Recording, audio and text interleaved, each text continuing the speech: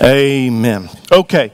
I began a series last week with an introduction to what we're going to call the former prophets and an introduction to prophetic history. If you missed that one last week, it's okay. We're just now going to get started in the actual book studies this week.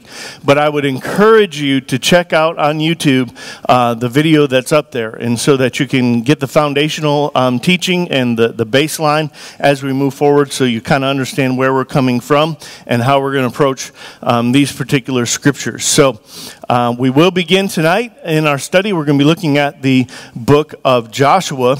And you'll recall I handed this out last week, this timeline that was available to you, that this particular series in the former prophets is going to cover a chunk of Old Testament history that's right here, this kind of orangish area that you see up on the screen.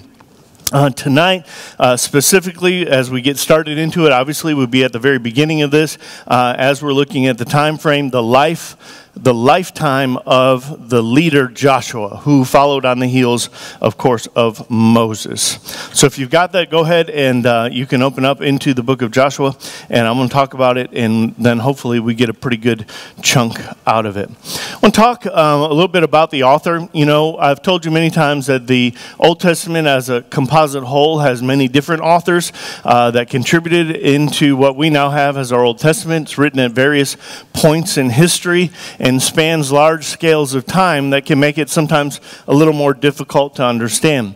With this book that we're going to look at tonight, according to, we'll say the ancient rabbinic commentary, which would be the Talmud, they believe that the book of Joshua that we'll look at was written by Joshua himself. That Joshua wrote his own book, or at least the bulk of it, or the majority of it. So that means that the book that we'll be looking at tonight is very old, obviously, but it has as its focal point the lifetime of an individual leader that we know now as Joshua. Joshua, if you'll recall, as we look through the books of Moses, was sort of Moses' number 2 guy. He was the one that took the baton when Moses passed away, and he is now the general in charge of the armies of Israel who's going to lead the group into the promised land. Now, there are some things when you're studying this book and you go through, you'll see that the book itself mentions or discusses the death of Joshua.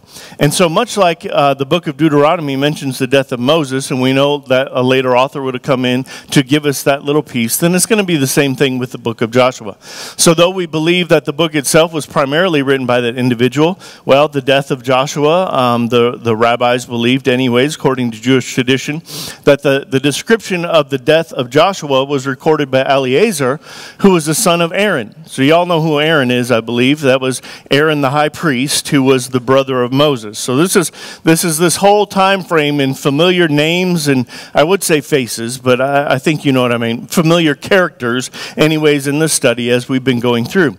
The book also describes the death of Eleazar, however, and they believe that it was his son, Phinehas, who gave us that description. There are other editorial comments that are made along the line, and again, I'm just trying to give you a heads up of this book because obviously we're not going to go through 24 chapters tonight. You're going to have to do that on your own, but you may come across a certain saying that will say, this is the situation, or these things happen, and then you'll see a little phrase like, and it's this way until this day. And so that would give the feeling that there's some space that's gone from the time that it was originally written or that originally happened until the time like a later editor would have come in and said, and it's still that way until this day. And so as you go through, that's basically what we're looking at. You have the author being Joshua himself, who's the main, I won't say main, but the secondary character in the book, the leader of the armies of Israel and the nation of Israel this time frame, with a few additions by those that were his contemporaries, and then some editorial comments made later as this book was preserved through the ages. Now, there are a variety of sources that were used to put this thing together. And I've talked to you about this before in the redaction process and the way that Old Testament scripture came together, but I'll just rehearse it a little bit here. That a lot of our Old Testament writers felt at ease and liberty under the guidance of the Holy Spirit to gather the available resources that they had at their disposal and use them to incorporate in their own telling or retelling of the stories and the experiences that they had. And the book of Joshua falls into that same kind of deal. That there were a variety of sources used in the book of Joshua is confirmed by the book itself. At one point in here, the book mentions that it draws upon another book called the book of Jasher. Now, I don't know anything about that book. I can't tell you anything about it, but I can tell you this. It was known to Joshua. It had a record of events that he felt useful, and so he drew it in and tells it and mentions that very book itself as being a source. There's another reference later where Joshua sends out spies into the land, and they bring back a record of the things that they saw and had done, and he takes the written record of all of these individuals that were brought to him, and then he uses it in recording the final version that we have before us. So you see that in chapter 18. And then later in the book as we go through, and I know we haven't talked about any of this yet, but I'm just trying to give you a clue for how this is all brought together. There's a division of all the lands of Israel, right? So they're about to go into the promised land. They're going to take over the promised land, and then they divide it into pieces for all the different tribes. And so there would have been official, formal state records, if you want to say it that way, that were kept, that recorded which lands belonged to whom, where the barriers and the boundaries were, which cities were included in that, and so then those records were ultimately rolled also into the book itself. Now, what holds this together, in spite of the fact that we have, Joshua is a primary author, you got a few other people contributing, you got multiple sources that are coming into this as we're building this composite and compiling the information into a single book, it is all bound together and unified under one major theme. So when you're going through and you're reading this book or you're rereading this book, the thing that you should tune your mind into, if you think about like a radio station, if you tune into 92.3, you're never going to hear what's played on 107.4. Is that true? All right, so what I want you to do is tune your mind into the right radio station as you're reading this so you'll pick up on the primary theme. The primary theme of the book of Joshua is the promises and the faithfulness of God. That God had promised the forefathers, Abraham, Isaac, Jacob, and so forth, that he would give them a land. And that land would be owned by them as an inheritance, and they would own and occupy that very thing. And so the fulfillment of this promise is the major theme that's carried through the entire book of Joshua. It's easy to get lost in the stories because there's a lot of really cool stories that are in here. Things that you may be familiar with or things that you heard about once and maybe have forgotten about. But you go through and you're going to see, Joshua himself leading them across the parted waters of this time the Jordan River rather than the Red Sea. And you'll hear about the battle of Jericho when the walls come tumbling down. And you'll hear about Rahab, the prostitute, right, who saves the spies and receives favor. And you'll hear about, again and again, all the Achan's sin. Are you guys familiar with these stories? If you're like a Sunday school graduate and I'm starting to ring some bells, just raise your hand and say amen.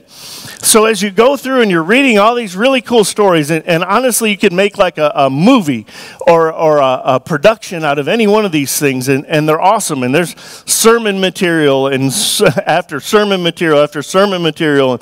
And I found myself as I went through and refreshing some of the stories, I was like, I remember when Pastor Phil preached about that, or I remember myself doing a lesson on this, and I'm coming across like some of my favorite passages in all of the scriptures and things about being having courage to face your enemies. And there's just so much stuff in here that it's easy to get lost in the stories and just start thinking about my own thing. But the overarching thing and what this whole book is about, if you had to do it in one sentence, the book of Joshua is about God's faithfulness and fulfilling the promises that he made to the forefathers, Abraham, Isaac, Jacob, and his descendants. So, now, for generations and generations, hundreds of years in bondage in Egypt, and now through Moses, an entire generation died off in the wilderness, and now this next generation, finally, after hundreds and hundreds and hundreds of years, generation after generation of hearing about the promises, hearing about the things that God would do. Someday, some way, somewhere, somehow, I'll give you this land. That day is now. And so this book is about Israel stepping out in faith to inherit, finally, that day when they get their inheritance, and they shake the dust of the desert off their feet, and they walk in and they inherit a land that's flowing with milk and honey. Amen. It's a good day. Somebody say amen. All right, just checking. Now, there's a reason or something that triggered the writing of this book. It's the occasion. And so we know that this book is written at a time that's not very far removed from the things that are described in it. In Joshua's lifetime, if he's the primary author, then he experiences these things, does these things, and then comes back down and begins to record and write them down. The time frame that we're going to read about here is a time when, according to the book itself, Israel served the Lord. Now, if you've been with me for any period of time, that should trigger some things for you. Because remember all the problem that they've had? Remember the problems that they've had in the desert? Remember that entire generation died out in there? Do you remember why that was? Because they didn't serve the Lord faithfully, because they didn't believe the promise, because they didn't keep their end of the bargain with this covenant. And as a result of their disobedience, they found themselves kind of stuck in the mud or stuck in the desert, as the case would be. So here's a sliver of history in which Israel was faithfully serving the Lord, and they were seeing him move mightily on their behalf as they were going in to inherit the land that had been promised for generations. Now, those of you that are familiar with the rest of Israel's story, you know that this honeymoon period, if you can think about it this way, this time when they're faithfully serving the Lord, those are kind of few and far between in their history overall. Because the prevailing record in the history of Israel is disobedience after disobedience, generation after generation, to the point on that timeline, if you look at it, where Israel is split and then ultimately ceases to exist as it's carried off into Babylonian captivity. And so here, this is one of those, like the glory days. How many have ever told a story about the good old days? This is one of those stories about the good old days when everything's turning up roses and everything's going really good. How many have ever had experiences like that in your own personal life with the Lord where you're like, man, I remember that year when everything was good. I remember that year when I thought, the Lord was going to let me walk on water. I remember that year where everything I prayed for came in. And I remember that time when I got the promotion and the pay raise and everything went, look, this is that time. So what we're going to read, what you'll read as you go through this, is that time when Israel was faithfully serving the Lord and seeing, like with their eyes daily, God's faithfulness unfold before them miraculously and wondrously. How many of you like that? If God just did things for you in big miraculous ways daily and you could see it, that's a good day. And so you can imagine sort of the tone of this book. We've looked at other things. We looked just a few weeks ago, like in Deuteronomy. Moses is about to die, right? And so he's got this farewell address, and he's pleading with them, please be faithful to the covenant. And this one, it's happening. And so this is like an upbeat book, all right? There's joy, and there's optimism, and there's excitement about what God is doing. And it's like their future's so bright they got to wear shades. You know what I'm saying? Things are going well. And the whole reason that this book is written is to keep alive the memory of the things that God was doing for the generations that were to come. It's like our God is so awesome and so faithful, and he's doing such great and miraculous things. We have to make sure that we get these things written down so that our children and grandchildren and great-children and generations that are yet to come who have not seen with their eyes at least know the stories and can hear from us the things that he has done. Now listen, I don't know about you, but for my own personal experience, things that boost my faith more than anything else is hearing the story about how God moved on behalf of other people, to hear their testimonies. I love hearing the stories of the way God moved in someone's life. I love hearing about the miracles that someone had. I love hearing about those stories where God showed up big in other people's lives because it just boosts my own faith. Have you found that? That it'll increase your own faith when there's somebody you know or a family member where they've done this, had this experience with God. I've personally had time, like I've had miraculous healings, not of any major disease or anything like that, but I've had like third-degree burns that God miraculously healed on my hand while I was in the shower singing praise songs. Now listen, I'm just telling you, you can tell me supernatural is not real and that God's not going to do things, but I can tell you that on my way of rinsing off the dirt on my way to the emergency room, God miraculously healed third-degree burns from my hand in an instant. God is real. So when I hear about what he's doing in your lives, it boosts my faith. And what you have here preserved for you, if you'll take the time to read it. And I imagine that Joshua and his contemporaries would be heartbroken to know that generations later, people who call themselves the children of God have not even read the book.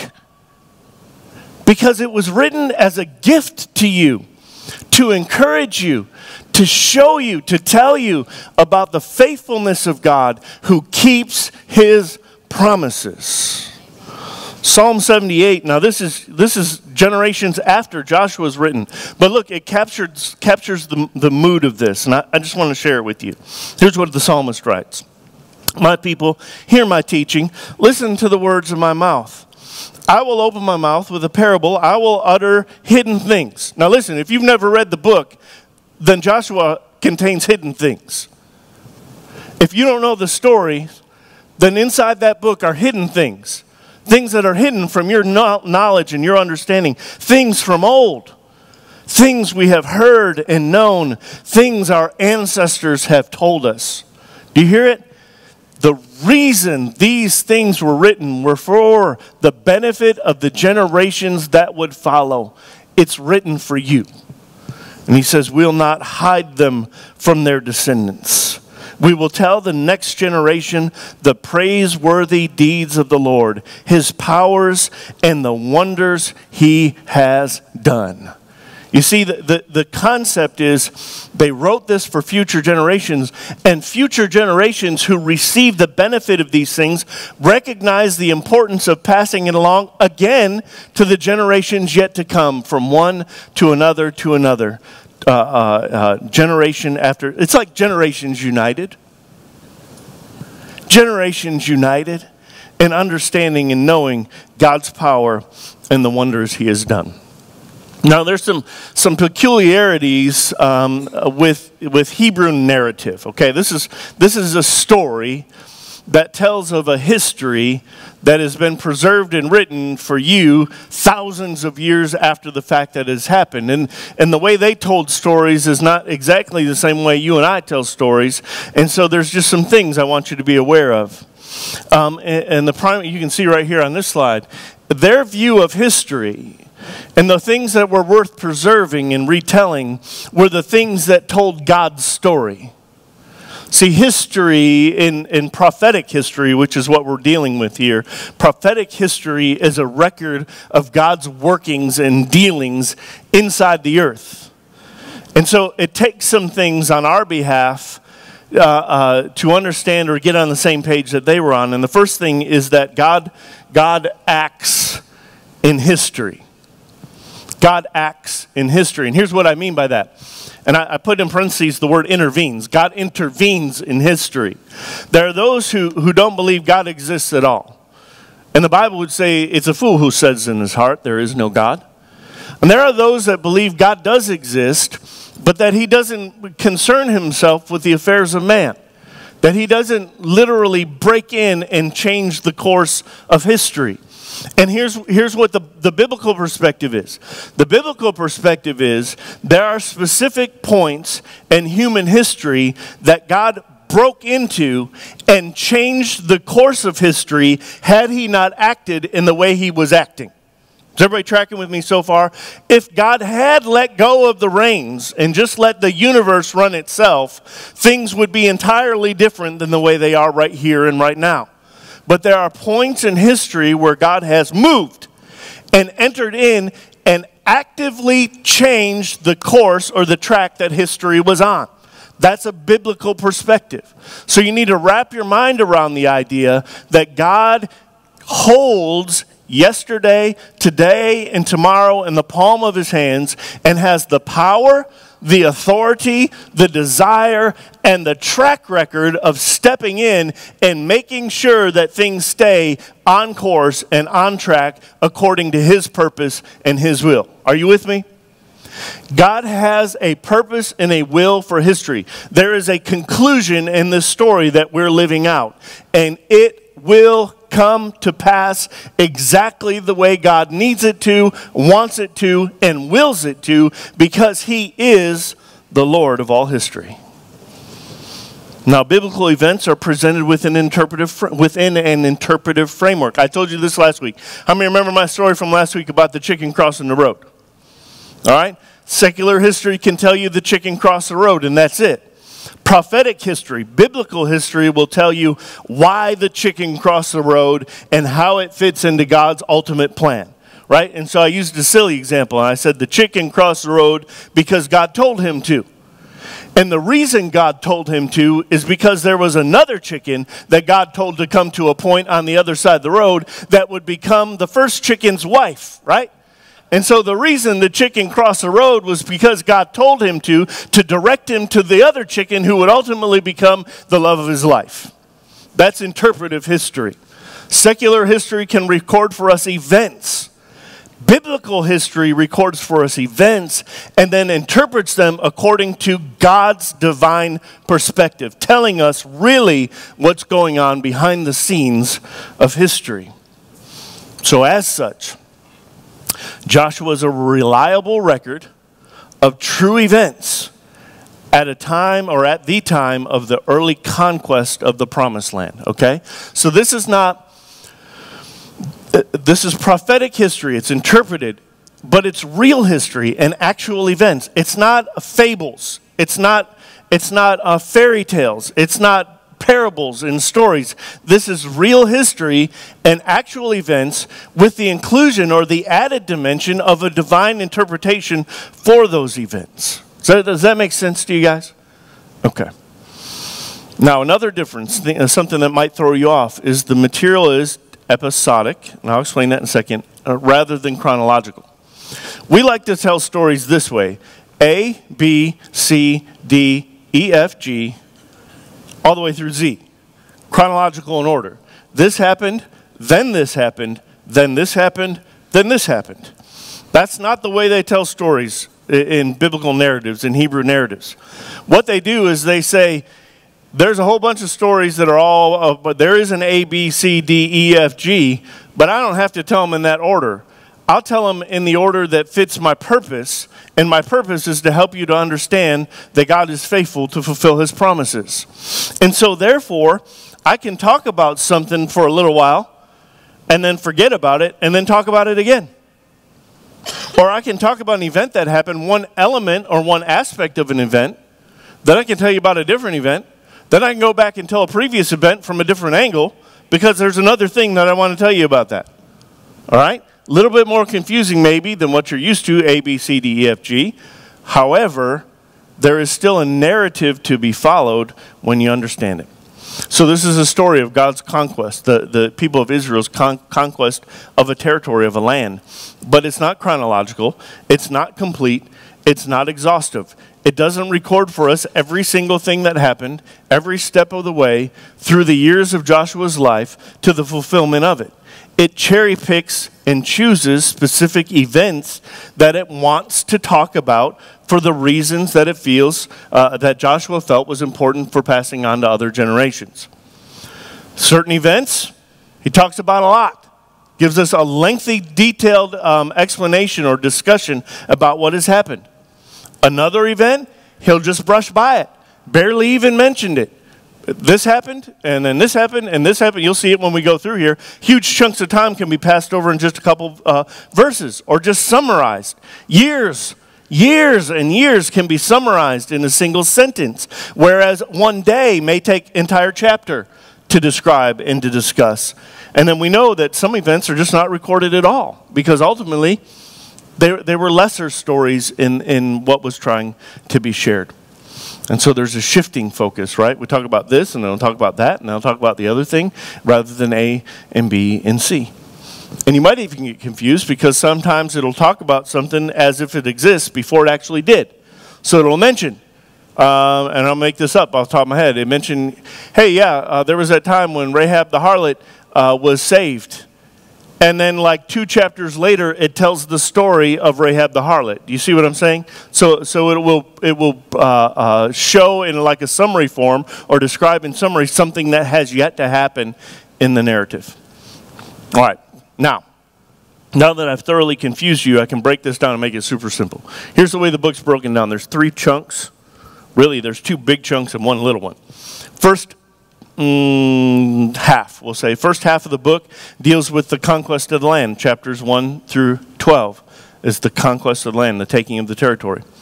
Chapters 13 through 22 deal with chopping the land up into pieces and assigning it to the various tribes. And then the last section, chapters 23 and 24, deal with being obedient. It's like a reminder to be obedient to the covenant. All right, so let's look. Here we go. First part is the conquest of the land. Okay, so bear in mind where we left off in the story. Remember that Moses was standing on Mount Nebo, and he got to see the promised land.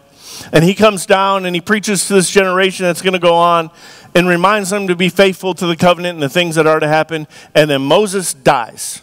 Now Joshua is taking over, and they're about to go marching in and take the land. It was a generation earlier that refused to go in because they were afraid of the giants that occupied it.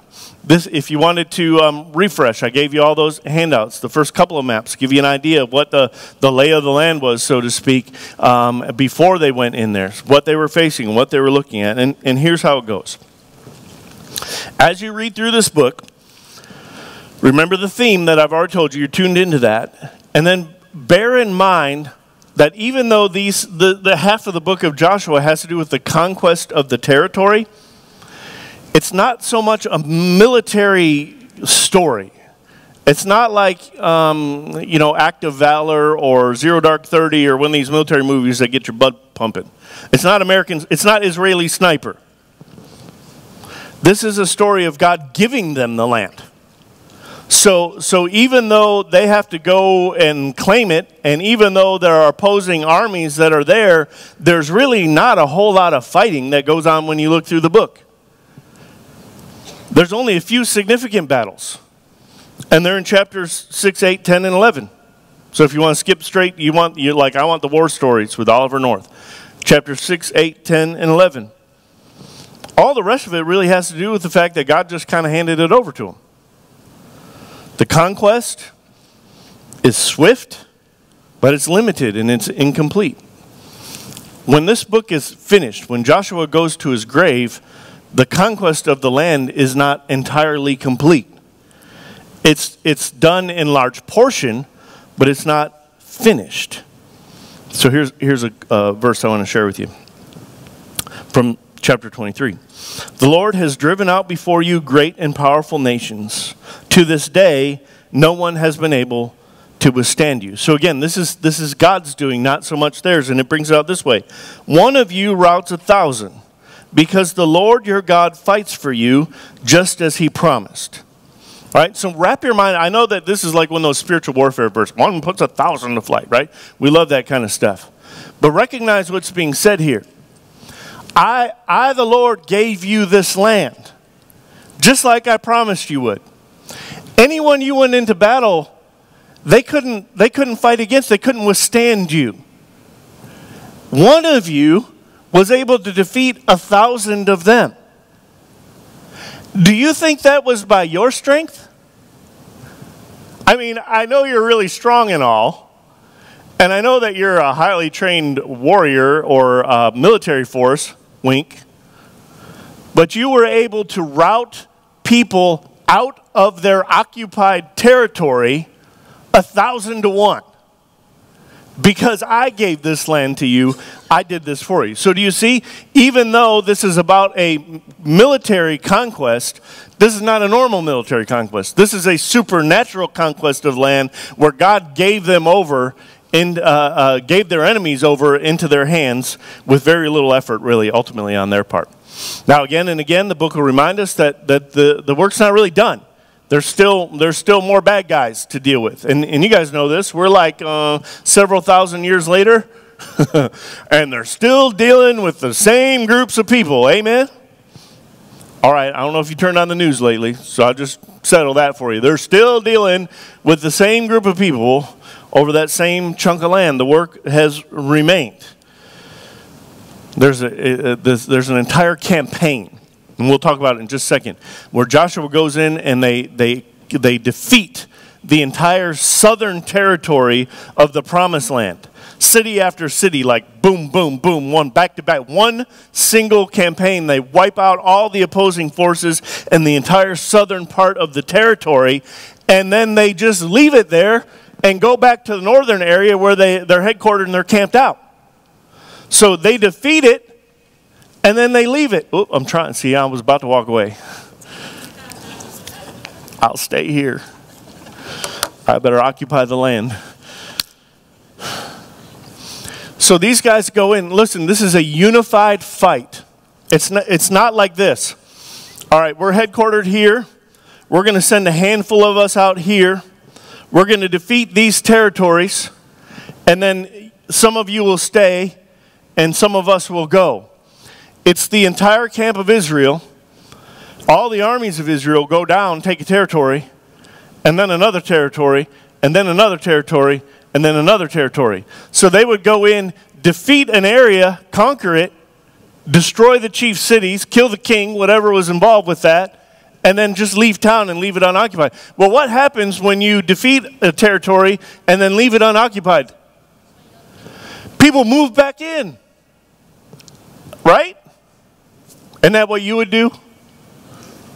But if the bad guys came and took over your neighborhood and then left, wouldn't you go back? So there's a lot of this that goes on in Israel's history. And yet, God is faithful, and they continue to push forward. So let's talk about, just quickly, I'm going to go through the phases that this kind of walk through. You ready? So first, before they crossing over the Promised Land, you're going to read, this is just the book in a nutshell. Joshua sends some spies over into Jericho. Hey, check it out. Tell me what you see. Pretty cool Joshua do that, because he was one of those spies. Y'all remember the story of Joshua, right? Remember how he entered the story? That Israel sent 12 tribes to spy out the territory. And 10 of the 12 came back with a negative report, right? Just nod your head if you seem familiar to you. They said, we can't do it. It's too hard. They're too big. There's giants in land. They'll crush us. We look like grasshoppers compared to those guys. But there were two that remained faithful. Joshua, and who's the other one? Caleb. Very good. You get a star on your paper. Joshua and Caleb were the only two spies that came back, and they're like, we can do this. And guess who the only two from that generation are that are allowed to enter into the Promised Land? Joshua and Caleb.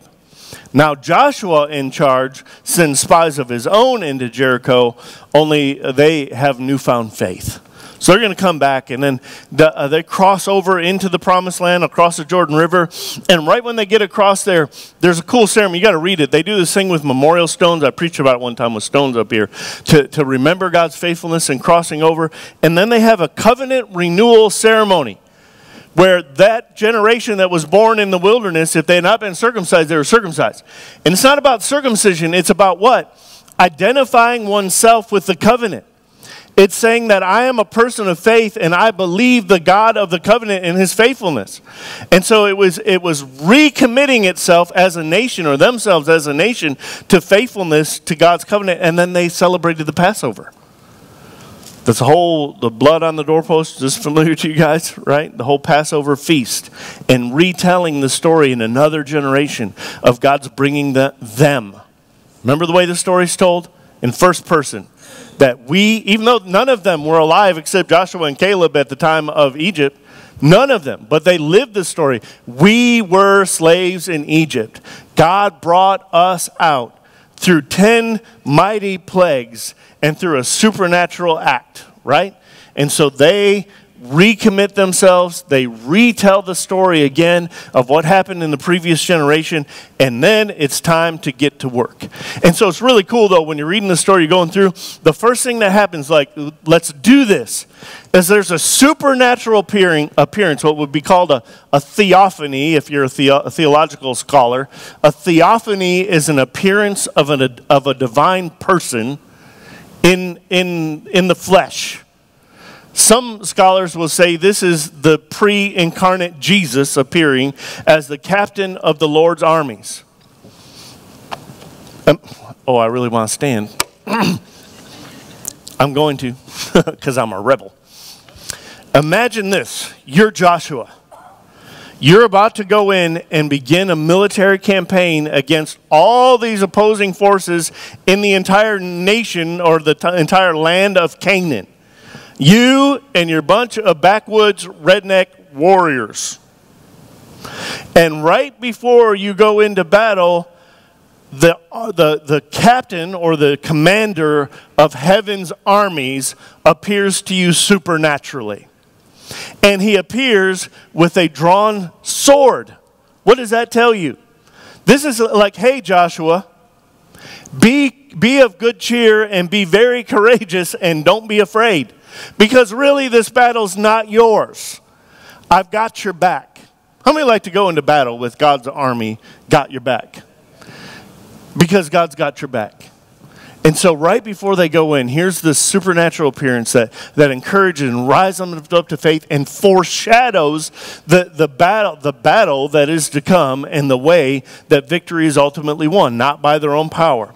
So then we have the story of Jericho and the falling of the walls. And I know you'd love to hear me preach about it, but I'd rather you read about it. And there's the story of Rahab. Rahab's a prostitute that God saves and brings into the covenant. She's not even Jewish in the Old Testament. It's almost like God cares about all people. Just a thought. And then it's a cool contrast that happens because you have this non-Israelite prostitute that is spared and saved and shown grace and mercy. And on the heels of that, you have an Israelite soldier who disobeys the Lord, and him and his entire house is punished. And so this is the story of Achan and Achan's sin. If you're not familiar, go read it. It's chapter number 7. The story of Achan. God says, don't take anything. I'm giving you this town. When you go, you don't take anything for yourself. But Achan's like, wow, I've been living in the desert for a long time, and that's a big pile of silver and gold. I think I'd like to hang on to that, and nobody's looking. The problem is the Lord was looking. Amen. And the problem with covenant holiness, I talked to you about this last week, is that the sin of one impacts the entire camp. And so Israel is defeated in battle, like right on the heels of this. Like, what's going on? We're barely into this. We got the captain of the Lord's army fighting on our behalf, and now we're getting our tails kicked. What happened? Achan's sin. And so Achan's taken out, not him only, but his entire family have to be killed to purge the camp of Israel from sin. How many would say that is a loud and clear lesson for the rest of the generation? Amen. So they get their act together and they go up to Ai, and it's conquered and burned, and then there's blessings and curses that are proclaimed. And so here it is. It goes just like this. Boom. You got that map, number 3, if you need it. Crossing over the Jordan River, take out Jericho, move on, they take out Ai. All right, from there, they're going to go subdue the southern part of the kingdom. They make a treaty with one of the Gibeonite cities, Gibeon. There's the story, I forgot about this one, the sun stands still. We did I played for you guys a sermon, Stephen Furtick, Sun Stands Still. And so it's a miraculous event where God literally makes the sun freeze at midday while they finish the battle. And so that's where you'll find that story. And then 5 of the Amorite kings are killed. It's just amazing the way this whole thing is. And then there's the whole southern campaign that just goes right on the heels of that. So it was at Gibeon. You got another map, it's number 4. If you're following along, is what you want to be looking at when you're reading those chapters. You see where Gibeon is. And then 5 kings all at once. 5 kings are brought up, and on one swoop, really, all 5 of those kings are killed, and they're put on display as a warning to those who would try to fight against the armies of Israel. This is like ancient psychological warfare for you PsyOps guys. All right? So from there, once that's established, they go from Gibeon to the south, and they just begin to rout entire cities and head back up to Gilgal. So this is what I was talking to you about when I said that they take this entire southern territory. You can see this is the edge of the desert where they spent 40 years right here in the southern territory right here. Kadesh Barnea probably somewhere right about here. And so remember they sent spies. they got their tails kicked, and then they had to go back and retreat into the desert. So this is the southern border of what becomes modern-day Israel. All right. So here's what we read at the end of that campaign. So Joshua subdued the whole region, including the hill country, the Negev, the western foothills, and the mountain slopes, together with all their kings. All these kings and their lands Joshua conquered in one campaign, because the Lord, the God of Israel, fought for Israel. Then Joshua returned with all Israel to the camp at Gilgal. So defeated it, wiped it out, and then went back up to their camp up north. All right, from there they go up and they begin to subdue the northern territories. But even that, the battle there is sort of, I would hate to say anticlimactic, but it's not as brutal. That's a better way to say it. It's not at all brutal like you would think, like difficult, hard for them to take it. Here's what it says. When Jabin, king of Hazor, this is one of the kings of the northern territory, okay, one of the enemies of Israel. He heard of this. Heard of what? Heard about the way they just ransacked the south. When he heard about the fact that they had come back up at Gilgal and now they're like on the border, right? Now they're back. Now they're a threat for us, this little ragtag Israelite army. When he heard of this, he sent word to Jobab, king of Madon, to the kings of Shimron and Ashkelon, all that stuff. Whatever. And to the northern kings who were in the, that's why you got to have the map in front of you when you're doing this. And to the northern kings who were in the mountains, in the Arabah south of Kinnereth, in the western foothills, in Nivroth Dor on the west, the Canaanites to the east and the west, and to the Amorites, the Hittites, the Perizzites, and the Jebusites in the hill country, and to the Hivites below Hermon in the region of Mizpah. Now here's the deal. Get this.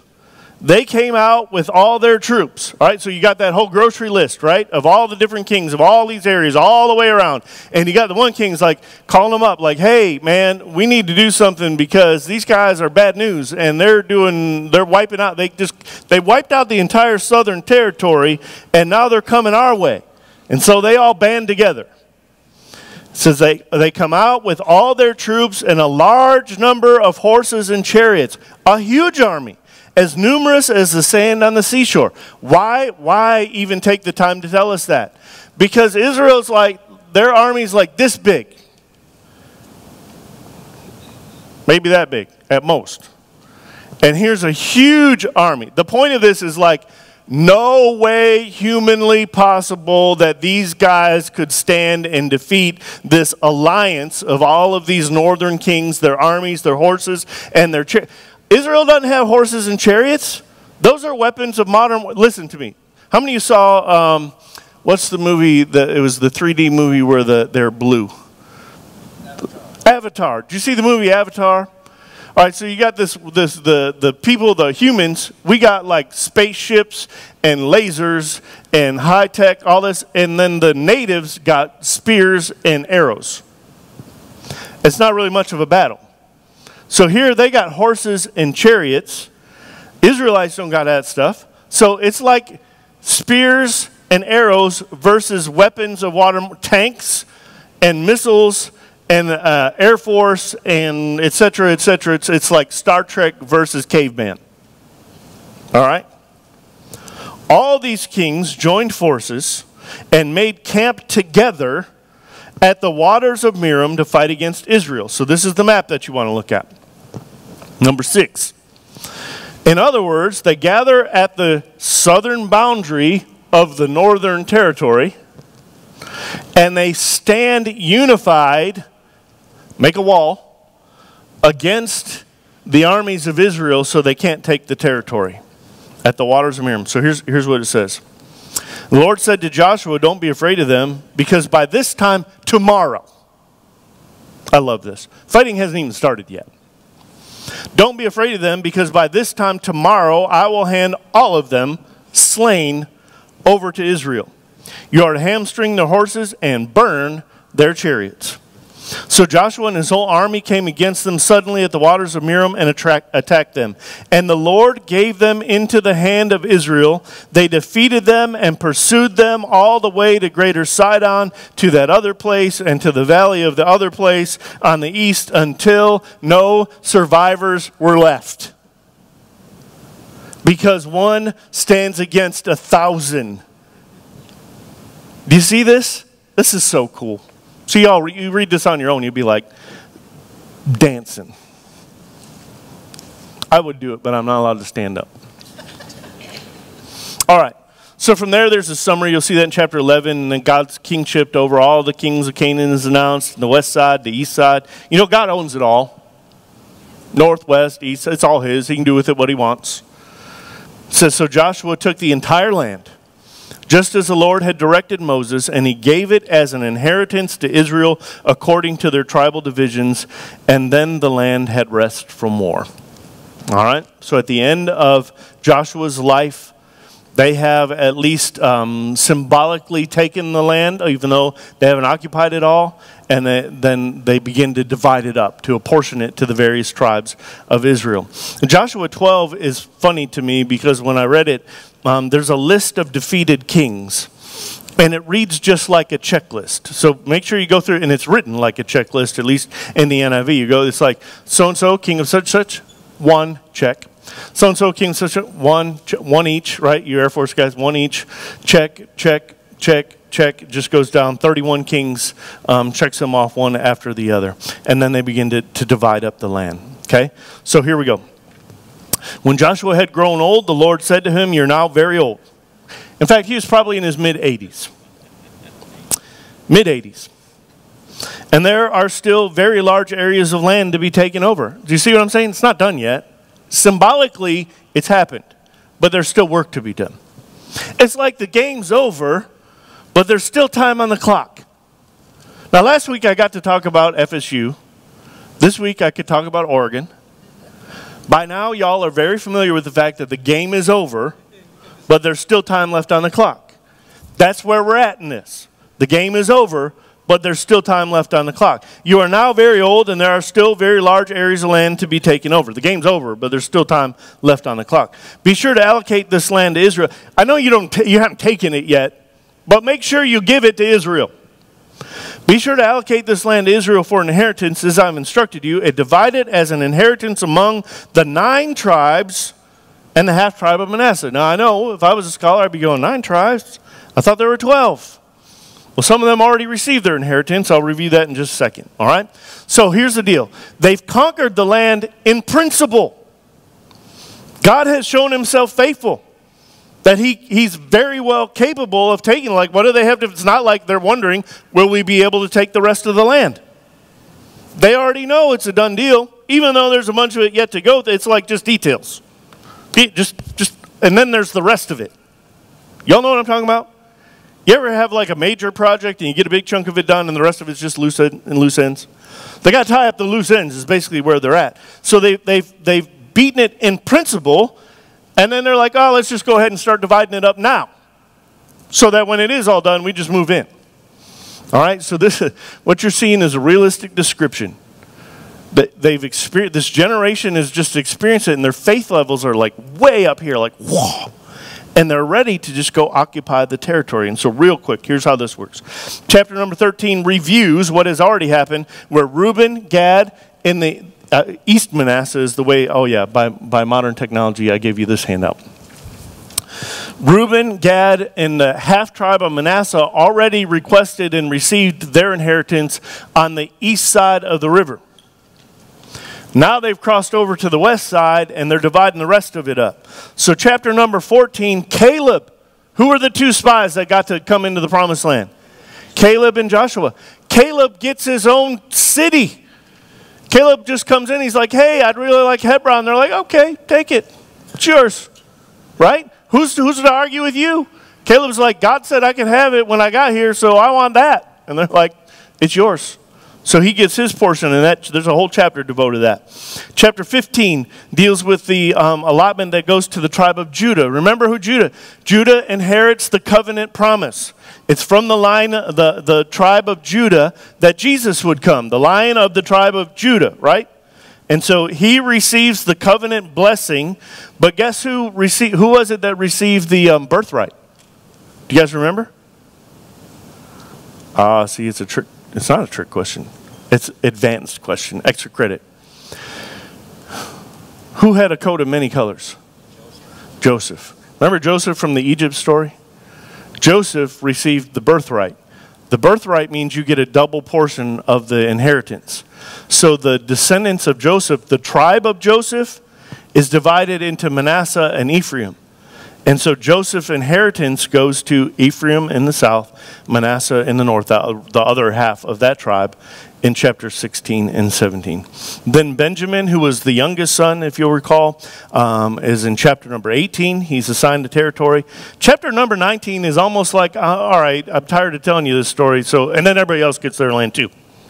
So you see Simeon, Dan, Issachar, Zebulun, Asher, and Naphtali all in one chapter are handing out their territories as the rest of the land is divided up. And then in the end of chapter number 19, we read this. When they had finished dividing the land into its allotted portions, the Israelites gave Joshua, son of Nun, an inheritance among them as the Lord had commanded.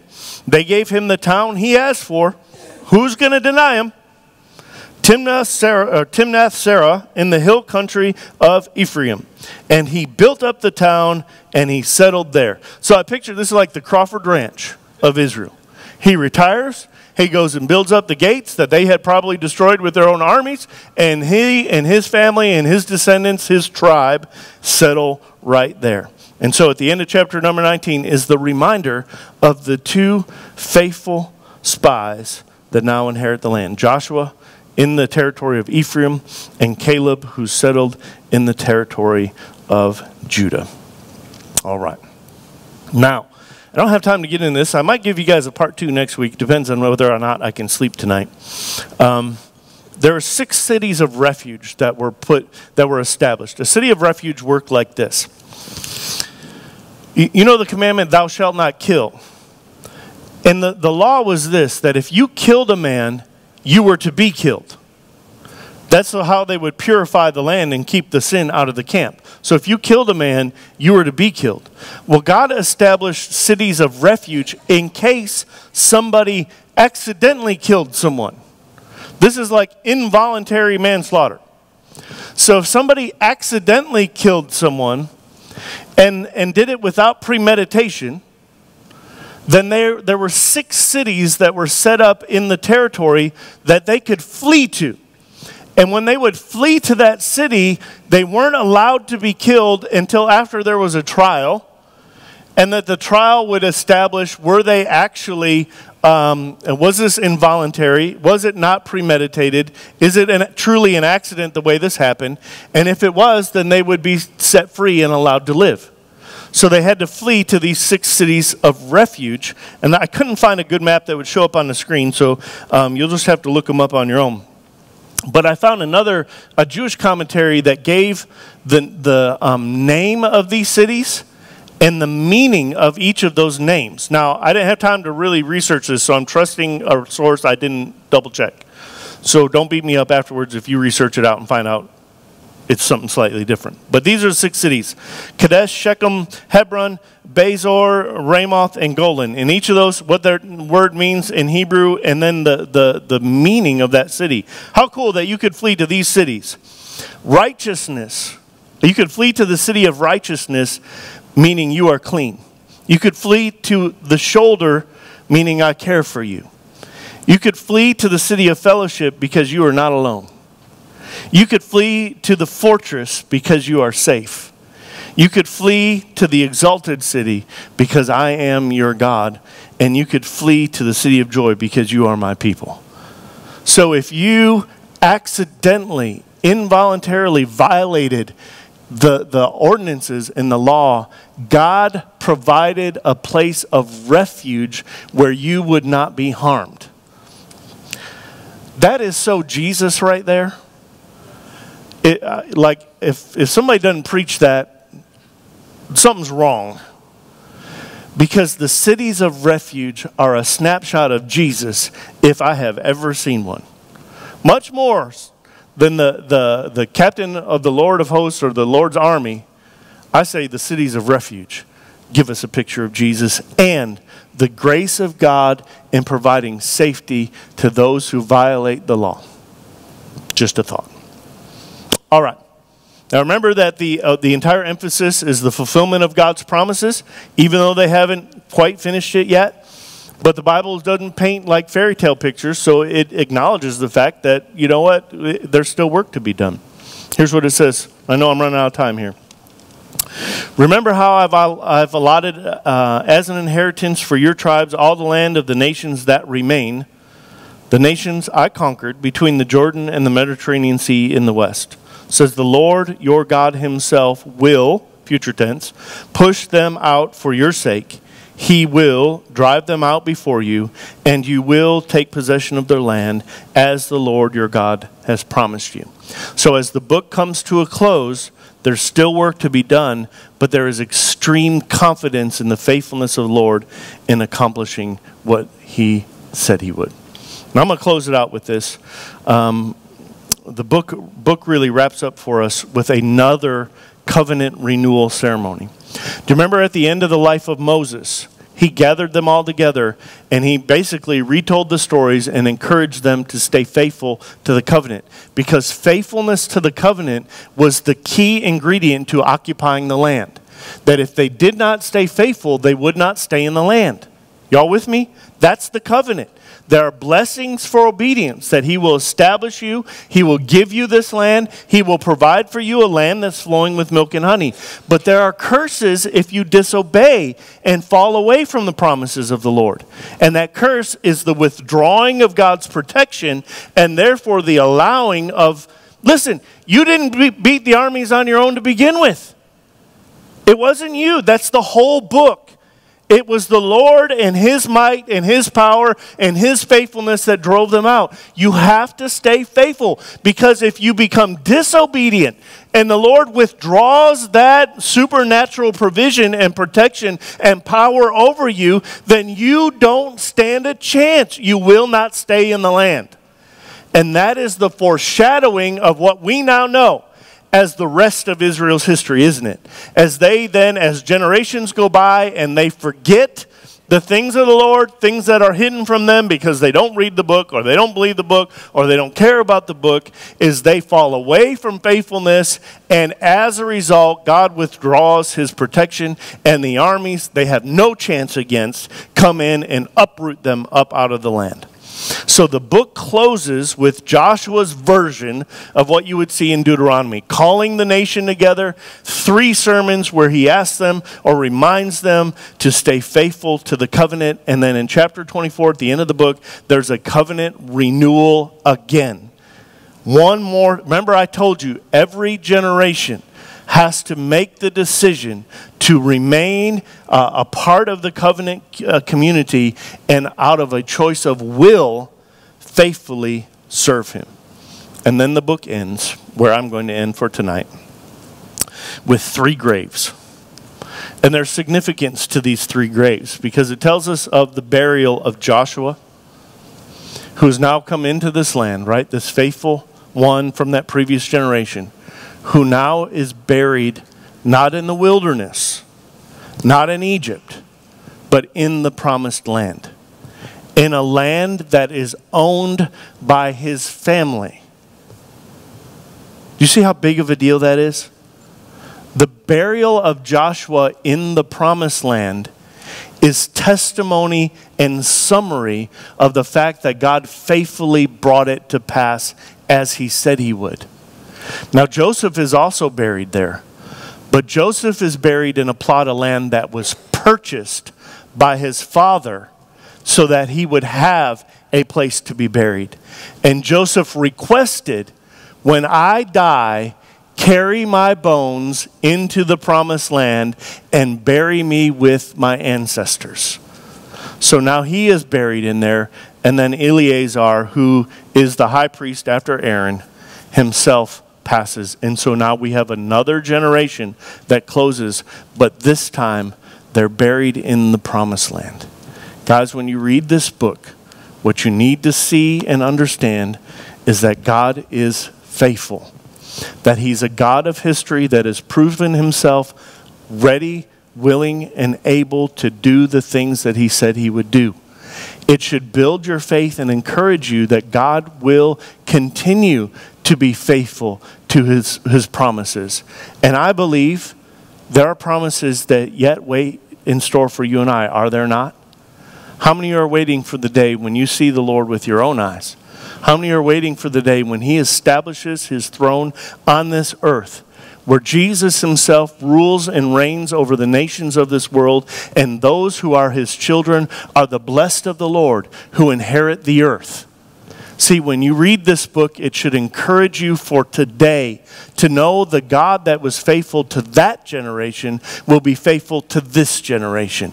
That we have the benefit of thousands upon thousands of years of seeing God's hand work through history, and therefore have no reason to doubt that he will finish the work he started. God is faithful, and he is able, and he will do it. Because he's true